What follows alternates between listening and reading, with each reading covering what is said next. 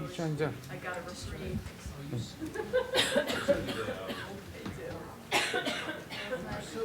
know. I was like,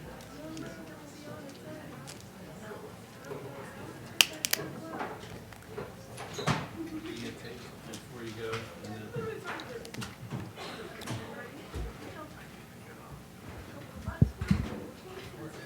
boom, choo-choo train.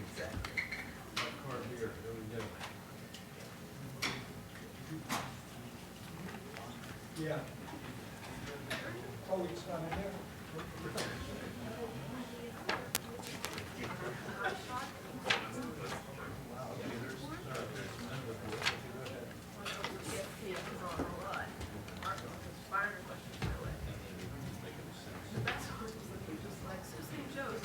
I literally look around and I'm like, I'm not in Brooklyn, so I can talk about it. I did not see that.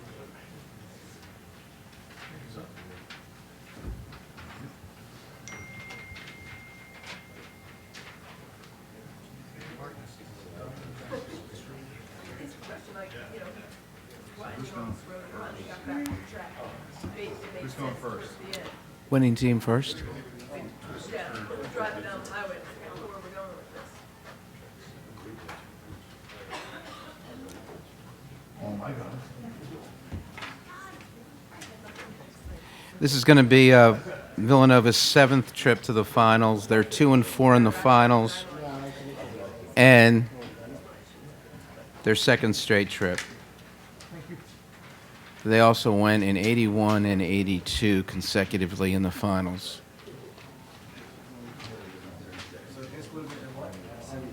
This is the 7th time. They're 2-4 in the finals, winning last year and in 95.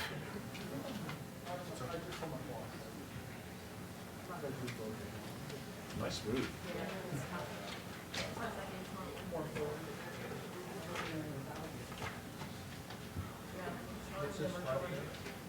It's going to be Chris Jenkins and Ryan Archidiakono for Villanova.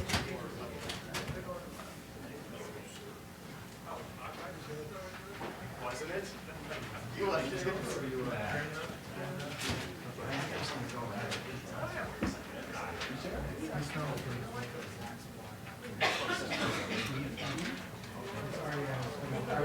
Do you have the remote? Do you have a remote microphone? Well, I know you got a 50-foot post.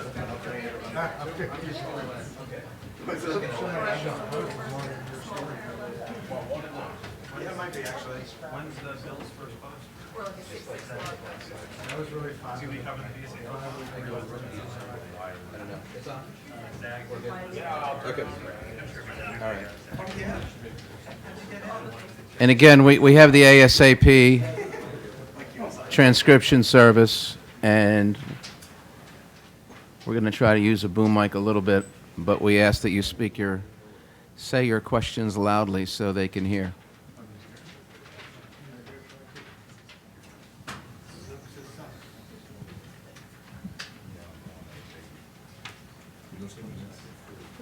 Yes.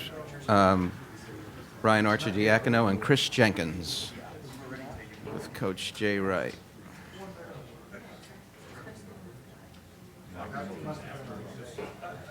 Locker room is open as soon as they leave, as soon as coach and players leave, and it's open for a half hour. And Villanova is here. We have Chris Jenkins, Ryan Archidiakono. Can we have quiet, please? Could we have quiet, please? Thank you.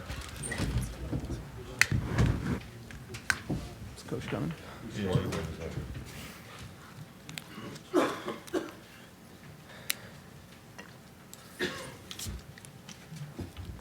We'll wait just a second, then.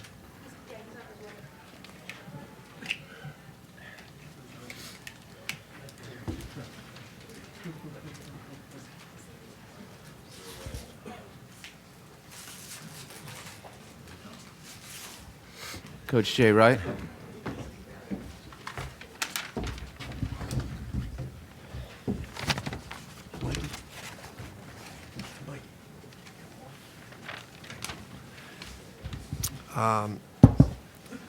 I'm an old school guy, but that was old school Big East. That was fun, man. That was a great game. Providence is a really tough team. I told Ed after the game, they're going to make a run. They're tough, man. And Bentel and Dunn, those guys are really, really good. And we did the best job we've done, I think, on two great players. That's the best we've done. That was a team effort. It wasn't just we never had one guy on either one of them. We just rotated bodies and tried to help, and that was the best we've ever done defensively against two great players. Right here in front. Jay, can you talk about how does it feel to be in a tight game, like exactly the same way last year against Providence? Yeah, we just have such great respect for them. They're so tough, and they're so skilled at every position. They're always a tough guard for us, so we know we're always going to have battles with them like that, and we didn't expect anything different than what it was tonight. In the middle, Reed. Arch, what's going through your mind when you're flying, through Rosen stands? If that was any other of my teammates, they'd do the same thing. I just seem to find the opportunities to do it, but I love it. And I saw Chris Dunn back there, like by himself, and everyone else was down, so I just had to make a play on the ball, and I don't know. Are you thinking, boy, we're going to crack my skull? Nah, I mean, if you talk to my parents, I got a hard head, and I've had worse when I was younger. But I don't know. I enjoy it, and I like it, and I embrace it. But anything I can do to affect the game on the defensive end and just make plays to get our teammates pumped up, or my teammates pumped up. Jay, the decision on Sheffield to bring him in off the bench, A, what was behind it? 2, what did you see from him in the second half, especially down the stretch? Yeah, he was in pain today, and we had to make a decision, in our preparation. Do we prepare with Darryl being in there, and then when you do, you got to prepare for playing small if we don't have Daniel. So we told Daniel that. We said we're going to prepare as if we don't have you, and get out there and warm up, see how you feel. And he said, I want to try it. And he went in the first half. He was okay, but I think his adrenaline got going there in the second half, and I think the pain went away. He was great. He was a difference down the stretch. In the middle. For Chris, you saw that, as your coach mentioned, that Daniel might not be able to go, and when you look, you guys, I'm sure you've seen box score that you're not 40 points in the paint, you have 21 points. Was there any kind of, thinking in your mind that you had to step up because one of your big guys is going down? Oh, yeah, definitely, because, Daniel does a lot for our team. When he's not out there, everybody on the floor has to step up, not just me. And we were able to do that today and come out with a win, so that was good for us. Over here on the left, Juan. Coach, the 40 points in the paint, it looks like it's more than just on Sheffield now. I'm guessing you're pretty satisfied with the way things developed. Yeah, I think some of those were drives to the basket too, and that they're a great perimeter defensive team. We only got 7 threes. A couple of them were late. Thank you very much. And we got to the rim on drives because they just extended so much. It was really difficult for us to run any offense. So that was drives and post-ups. Over on the right, Richard. Yeah, Coach, you mentioned Dunn in your opening remarks. This will probably be the last time that you will play against him unless you get against him in the tournament. I'm very happy about that. I'm very happy about that. Talk about him a little bit, what he's done. I've talked to a number of NBA friends that have just asked me, and I really believe this. I said if you want to get a player to run your team and build your team around at the point guard position, there's nobody better. And if you want to get a guy to represent your organization in terms of character and being a great teammate and a great guy off the court, you can't get a better guy. We really believe that. All our players, team, we have great respect for him. All the way to the right, Josh. Jay, when Ben is in a game like he had yesterday, how much of a matchup problem does that present, and what do you think are the keys today to kind of holding him? He's a nightmare, and and then when you watch him last night, you just know he's got it going. He's got great confidence, and we took a chance today. We did everything. We kept fresh bodies on him. We denied him everywhere. We left guys to double him. We did everything. I thought the best thing we did is, I think our best defense was getting him into pick and rolls and driving the ball at him and getting some fouls. That was the best thing we did because it kept him off the floor for a while and eventually fouled him out. Because if he's going to be on the floor for a long time, he's going to score. He's one of the great scorers that I've seen in this conference. On the left, Tom. For each of the players, just your feeling on returning to the championship game this year. No, sir. Yeah, it's something that we look at and we love. Taking it one game at a time, and we're looking forward to it. Right here in front. Archie, you've been around Daniel for a long time, and I know you know how bad he was hurt and how bad he was hurt. What did he show you down the stretch? He had those three big shots, and I mean, ideally, he probably would have played, I guess, but what did he show you there? No, I mean, I think that's what we see in Daniel. I've seen it for 4 years, and just he's a tough guy. If he's on the floor, he's going to give it all you have, or all he has, and for him to make those plays is just big, and he's a big time player. And we knew that if he wasn't in the game, someone else is going to make a play. But it was just great to have him out there to be able to finish and make some free throws. Second row on the right. Yeah, Coach, you held Benzo and Brown to 2 for 13 shooting. I just want to talk about your defensive philosophy going forward and like tomorrow against whoever you play and then the Big East tournament, how that is a focus of yours. Yeah, I mean, we took some chances today guarding those two, and that's why, Bullock at 18 and Cartwright at 14. They were smart. They saw it. Like when you see plays, Dunn's got the ball and Bullock goes at the rim. They throw a lob and get a wide open dunk, and no one's guarding them.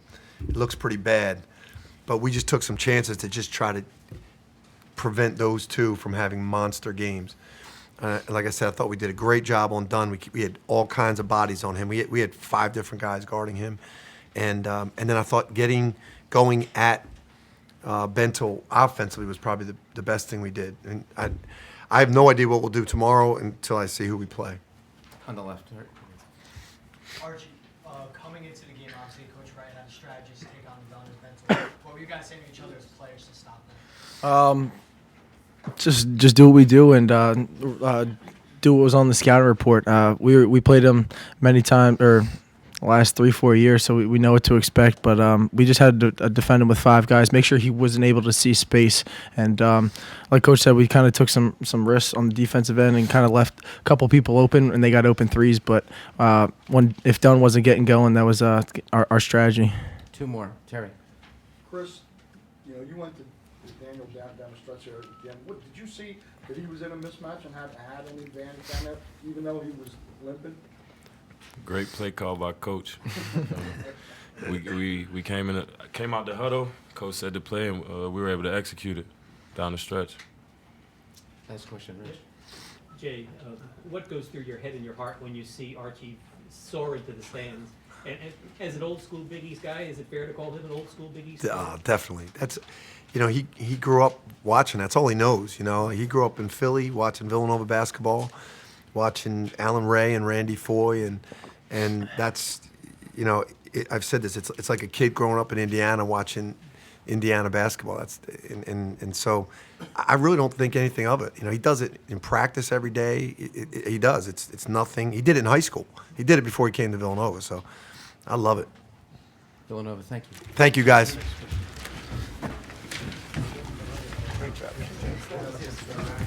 I need to get this tape off.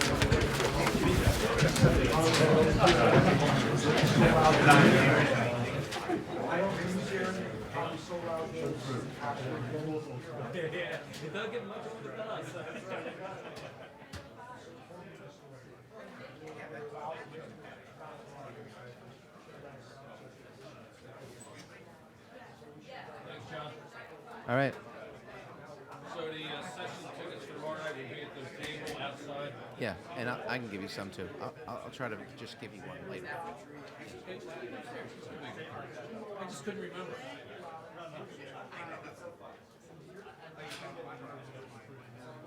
For Providence, it's just going to be Coach Ed Cooley.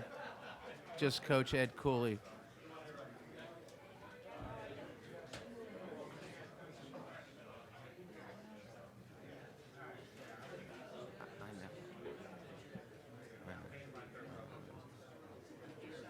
Could we have quiet, please?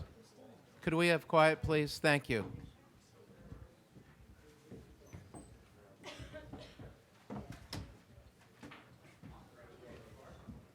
Could we have quiet, please?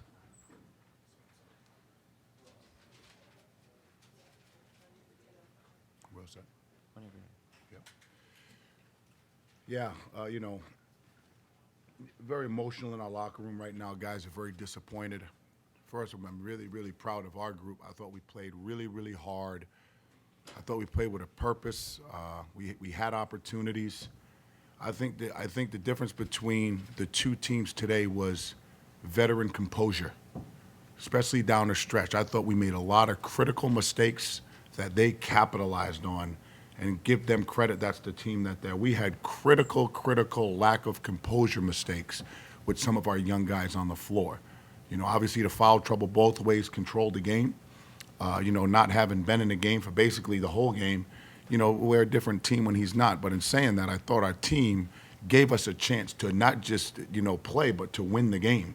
And, we can just never get over the hump. I think the 2 threes to start the second half, it was indicative of that whole second half type of play. So we're coming from behind again. But, give our kids a lot of credit, give Villanova a lot of credit. They're a great team, very composed, well-balanced, and, I got to pick my players up for the next tournament. Villanova's damn good, damn good. Questions, please, right over here. Coach, what are some things you take away from your 3 games against Villanova this year? They're very good. What do you want me to say? They're good. They're composed, and they got depth, and they're good. Right here, Kevin. You think offensively you ever got going tonight? Obviously, Ben and Chris Struggled bad, so it's credit to I thought our bench played pretty well today. We just I thought we had decent looks at the basket. A lot of fouls, just a lot of fouls. The game was ugly, could never get in any rhythm. On the right side. Yeah, I was going to ask you actually about that, just because there were so many fouls. It's bad to take a loss like this, but can you really just kind of throw it away as you prepare for the tournament? Yeah, hell no, man, no. Hell no, you don't throw losses away. You learn from them. I got 18 to 22 years and they're crying their damn eyes out. You don't throw anything away. This is what we do. You're playing for something that's major. You don't tell an 18 to 22-year-old to throw it out, babe. I'm just saying nothing against your question. I'm saying, no, you got to learn from it. We got to talk to our guys about composure down the stretch. We lacked composure down the stretch. And this is the first time all year we've played without Ben for that period of time in a critical game like this. Right side, Richard. Yeah, Coach, you mentioned how tough it was for your 2 top offensive players. Could you talk a little bit more about Chris, and because he was in for most of the Sure, and they did a really good job on him, loading up to the ball, wasn't able to make some. I thought he got open for a couple of really good jump shots. I thought he was tired at the end, so I think he lacked a little bit of pop. It really showed in the last open shot he had with 34 seconds left. Open 3 at the top. It was a deep shot, but, air ball, so he probably didn't have many legs left. Right here in the middle. time Ben was in the game, was his ankle an issue at all with no rest? No, he just didn't have a good game today. The highs and lows of life, babe. Yesterday he looked like Superman. Today, kryptonite got him. Right here in the back. Moving forward, how do you feel about your team? You feel like I love my team. Villanova arguably should be the #1 overall seed in the tournament. Regardless of the outcome tomorrow, their body of work has shown throughout the whole year, how disciplined they are, and if we can compete like that in our league against them, hopefully we have a run in us.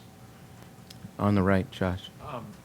Jay was just in here, and he spoke very highly of Chris, not only as a player, but also as a leader. Does that do anything for you that the outside perception from the other league coaches Sure. of Chris is very positive? I think just the awards that he received this year from the peers, our counterparts in our league, goes to the respect I think they have for him in our program. You're not going to play great every night, and it goes. Our younger guys, I thought, grew up today. Really, really proud of our younger guys. I thought Drew Edwards did a decent job today. I thought Jalen Lindsey did a decent job. But he is. He's leading those guys, and hopefully he can lead us to somewhere we haven't been in a long, long time. Brandon. Yep, I thought Rodney grew up again today. We're going to need those guys that can step up. Again, if you would have told me coming into this game that our 2 first-team all-conference players would combine for 12 points and we'd have a chance to compete at the end, I'd have took that one, I definitely would have took that one. Last question. What are some of what was Villanova doing that made things difficult for Benton tonight? I think Ben took himself out the game fouling. You know, I think he had some uncharacteristic fouls. You know, Villanova played, they didn't play him any different than they did the first 2 games. They do what they do. You know, they're a team built for success on how Jay has done it. He's done a great job. I don't think they did anything special. I think Ben just was in foul trouble and could never get in a rhythm. Thank you. Appreciate it. Good luck.